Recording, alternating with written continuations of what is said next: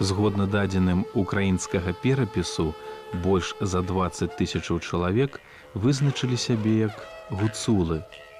Гуцулы – гэта горцы Карпатаў, якія вядомыя сваімі багацейшымі традыцыямі і дыялектамі.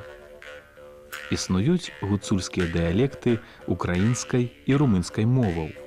А найярчэйшым прыкладам гуцульскай культуры з'яўляюцца драўляныя храмы, што маюць шматвекавую традыцыю народнага дойлідства.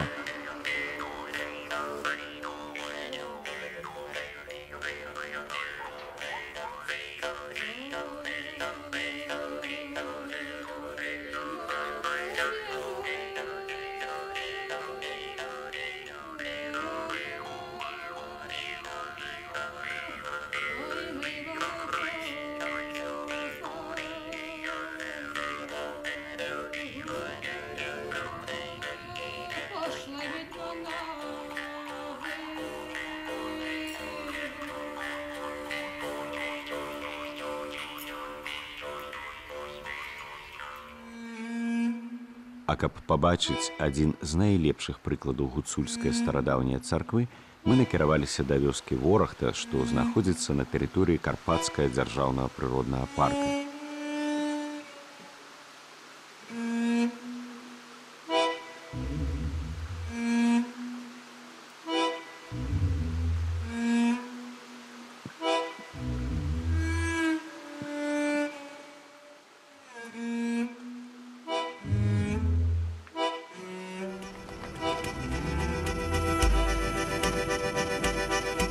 Шлях пролягаў праз адміністратыўны цэнтр Яремча, што ў канцы 19 стагоддзя стаў адным з важнейшых транспартных вузлоў.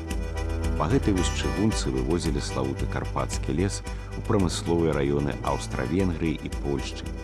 Шматлікія масты, танэлі сёння ёсць выдатнымі помнікамі дойлідства і інжынернага майстэрства.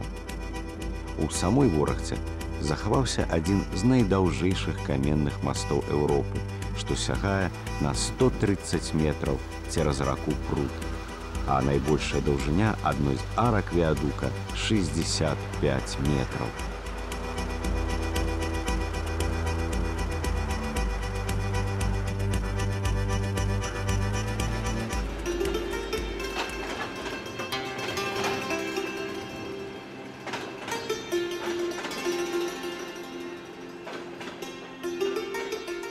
Сёння Ворахта вядомая хутчэй сярод аматараў гарналыжнага спорту, бо знаходзіцца яна ў падножжа Чарнагорскай грады. Аднак нас цікавіць Ворахта як адно з даўнейшых гуцульскіх пасяленняў даліны ракі Прут. Менавіта тут знаходзіцца унікальная царква Раства Багародзіцы, што сярод падобных цэркваў вылучаецца сваёй класічнай архітэктурнай формаю. Гэта адзін з важнейшых драўляных скарбаў не толькі Ворахты, але і ўсёй архітэктурнай спадчыны гуцулаў.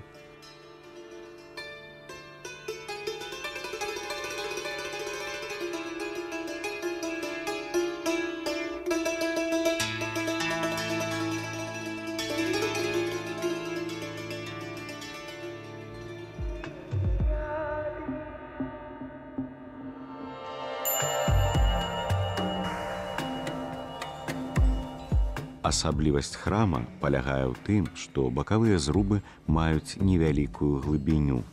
Усходні і заходні зрубы таксама мала вылучаюцца, што робіць царкву ў сваёй аснове вельмі кампактнаю. Над цэнтральным зрубам стаіць васьмікутны падбаннік, што трымае высокі шацёр, пакрыты гонтаю. Імкненне яго ў вышыню настолькі моцнае, што нібыта прыцягвае да сябе бакавыя зрубы, што тыя нібы нахіліліся да цэнтру. Царкву апаясвае пластычнае паддашша на фігурных кранштэйнах, што стварае мяккі і арганічны пераход ад самой зямлі да сценаў.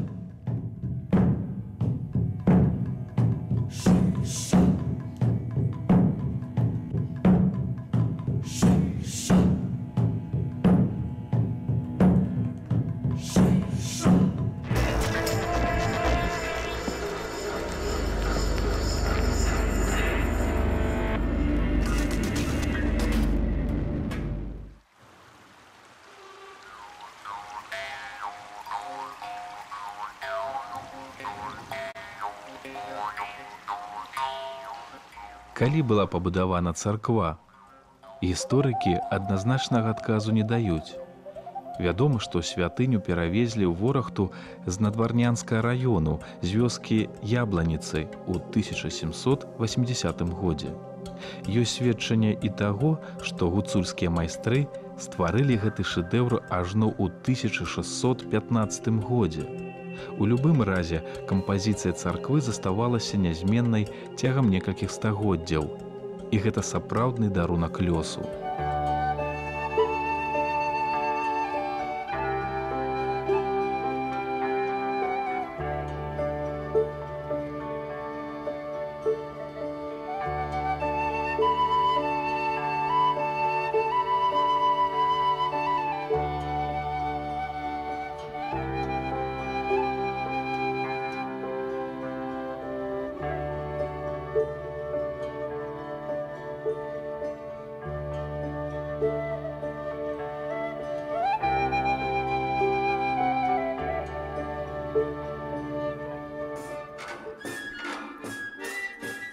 А побач на пагорку стаіць яшчэ адна драўляная царква міжваеннага часу 1929 году пабудовы. Некалі яна змяніла сваё традыцыйнае гонтавае пакрыццё на золата, што знешне надало ёй велікапышныя пыхі. Аднак была разбураная эстэтычная цэласнасць і архітэктурная гармонія. На жаль, і гэткіх прыкладаў нам не раз даводзілася бачыць на сваім шляху па гістарычнай гуцульшчыне.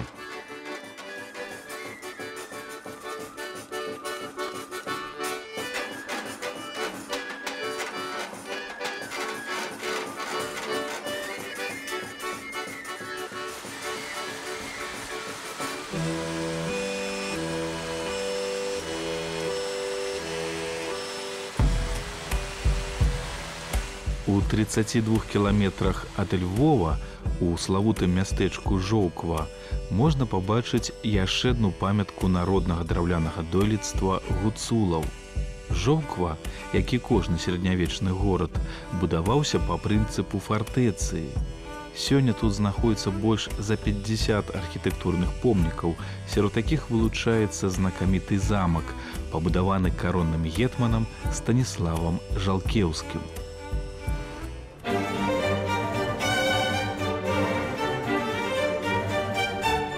Адну з перадачаў лабірынтаў мы абавязкова прысвяцім гэтаму найпрыгажэйшаму месцу, тым болей яно напрамую звязана з творчай дзейнасцю нашай знакамітай паэтэсы рэвалюцыянеркі Алаізы Пашкевіч, вядомай пад псеўданімам «Цётка».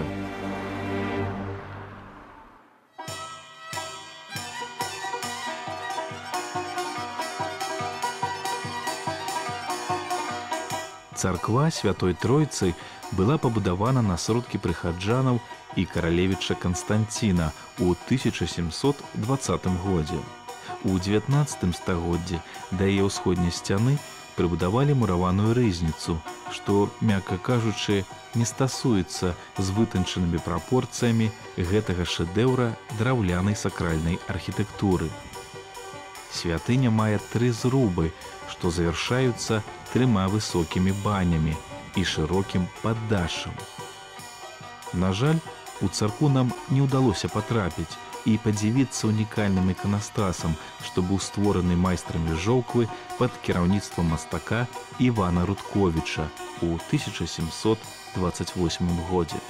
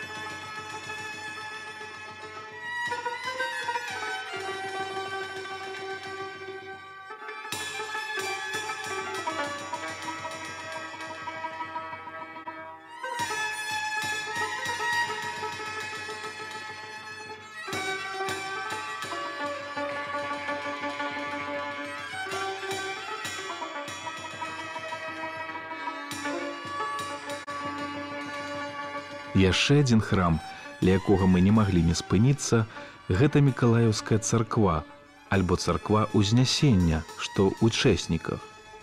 Невялічкі храм-крэпасць быў пабудаваны з вапняка ў 14-15 стагоддзях.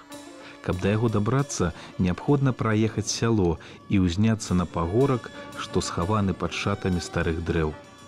Тут мы і пабачылі сапраўдны шэдэўр, якому ажно 7 стагоддзяў.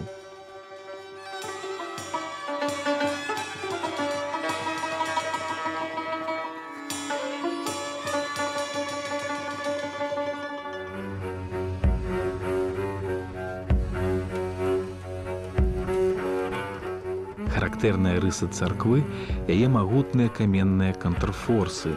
Яны ўражваюць найперш. Цікава, што сцены царквы атынкаваныя, а контрфорсы – не. Іх буйныя памеры могуць сведчыць пра тое, што першапачаткова храм быў вышэйшы. Гэтая царква ёсць адным з галоўных пацверджанняў таго, што яшчэ ў 14-15 стагоддзях украінскія майстры галіцкага Прыкарпацця стваралі цэрквы паводле мясцовых традыцыяў ва ўласным стылю.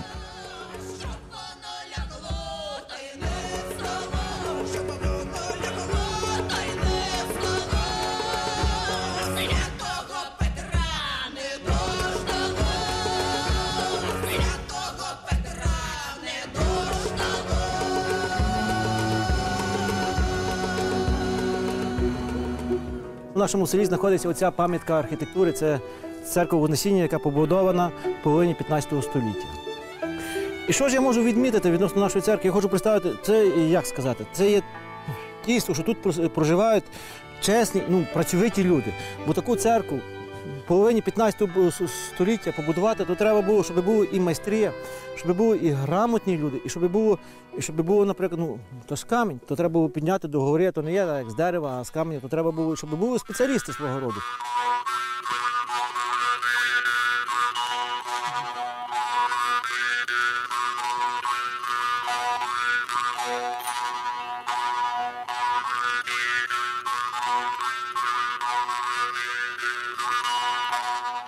Нягледзячы на невялікія памеры, царква выглядае надзвычай манументальна.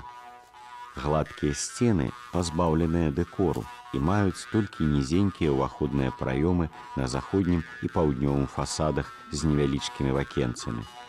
Храм перакрыты 3 паўсферычнымі купаламі без барабанаў.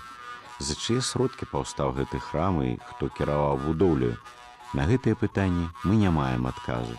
Але з ласкі мясцовага старасты нам удалося зазірнуць і ў памешканне святыні, што цягам многіх стагоддзяў служыла жыхарам старадаўніх чэснікаў духоўнай і фізычнай цвярдыняю.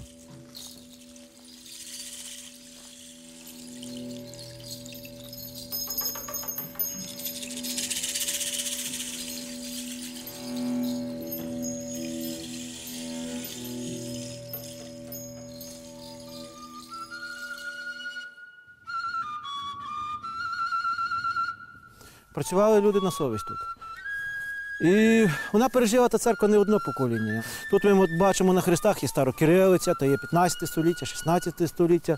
Там є пам'ятник, цей, що ми бачимо далі, це пам'ятник є польському панові, який похоронив своїх дочок тут. Значить, якщо пан вже хоронив тут своїх дочок, то місце так само, воно якийсь мав авторитет, мало якісь відповідну ауру, чи як сказати. Навіщо було будувати ось такі могутні мури тут? Могутні мури були тут для укріплення. Вона свого роду в нас називається як фортеця. Фортеця, так. Вона оберігала людей як і духовно, так і фізично. Це теж немаловажне значення є.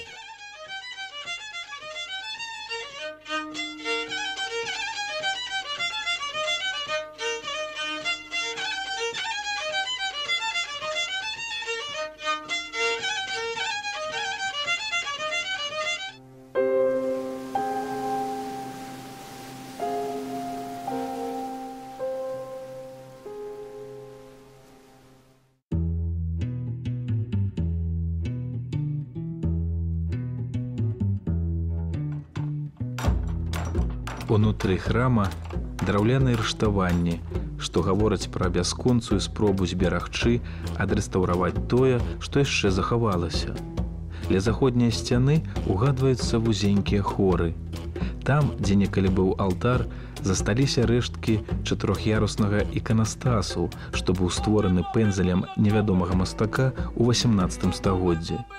Можна сабе ўявіць, як некалі тут было чыста, хораша і ўтульна.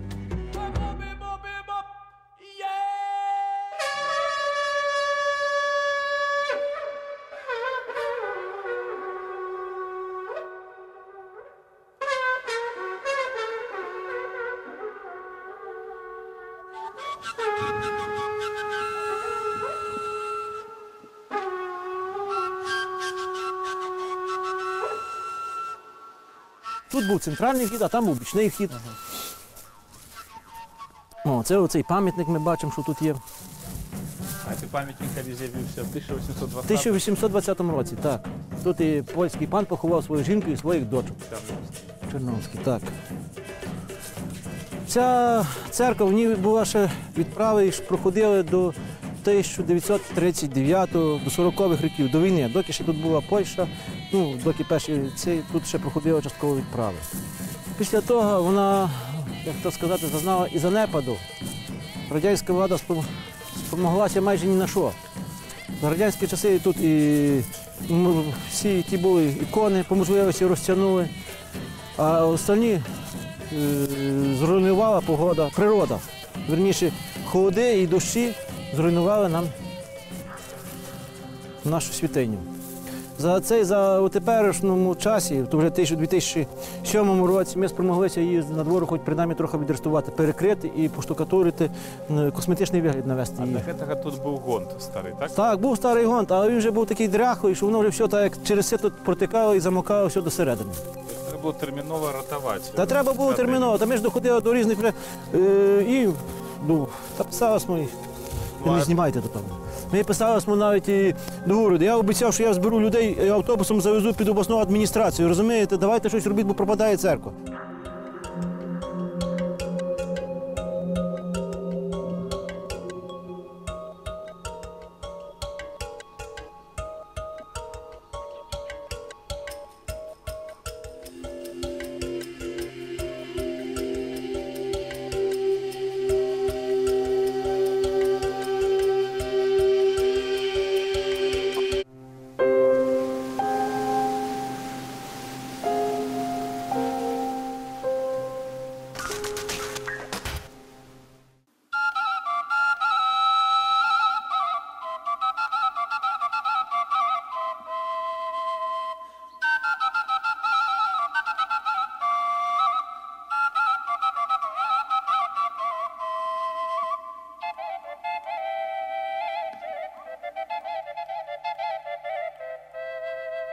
Зараз, щоб перекрити її гонту, і гонта вона не є та гонта, що колишні майстри робили. Щоб заготовити гонту, її заготовляють в кінці зими, коли дерево ще не має соку. Дерево треба було різати на висоті 2 метри. Нам розказувати технологію. Зараз це не то гонті. А тим покрити, воно ще років 80-90 ще відстоїть. Але вона згубила свою коштовність. Може, трошки і згубила, але краще щось, чим нічого, розумієте? Бо якби ми ще настояли на тому, щоб ще перекрили гонту, то ще б, може, половина того не було, що зараз зроблено. Ви, може, і нічого не зробили. Сказав, ми не маємо гонти, і обернувся і поїхав. Ну, а що надалі? А надалі вже є готова проєктно-кошторисна документація. Тільки дасть би в Україні, дай Боже, би скінчилася ця криза, і ми будемо далі продовжувати, будемо відновлювати так, як має бути всередині, будуть і іконостаси відремонтовуватися, і буде всередині поштукатурено, тут ще має стояти дерев'яна дзвіниця, все тут має бути підмуровано, має бути так, як має бути. Воно має бути приведене той вигляд, якому воно було у 19-му, 18-му, 1900 році.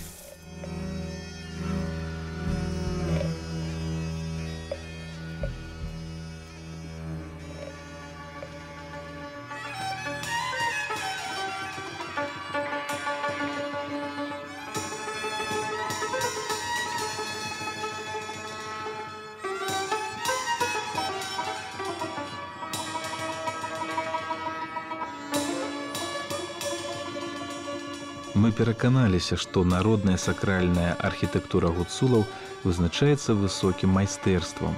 багаццем арыгінальных формаў. Чэснікі мы пакідалі над вячоркам. Узняўшыся на пагорак, мы спыніліся, каб убачыць, як хаваецца сонца за дахі драўляных цэркваў, што паўтараюць мяккія абрысы украінскіх Карпатаў.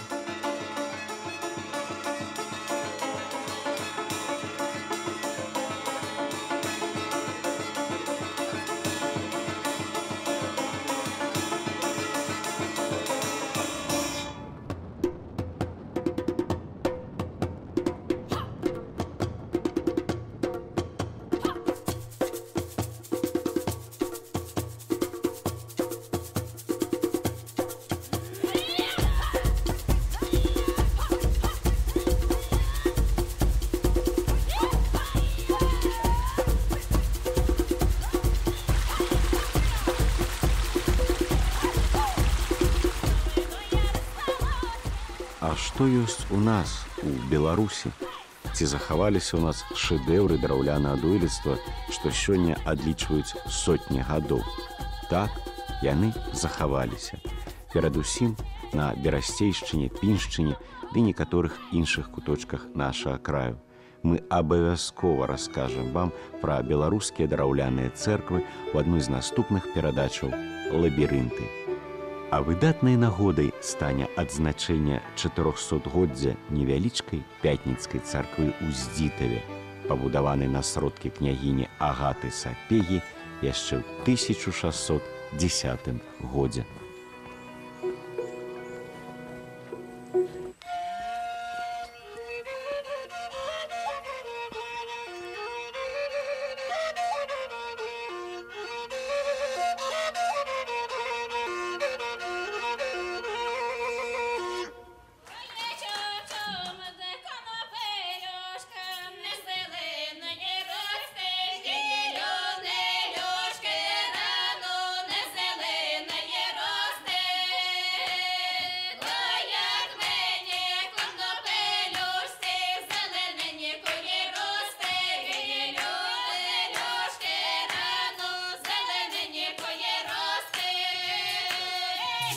Thank you.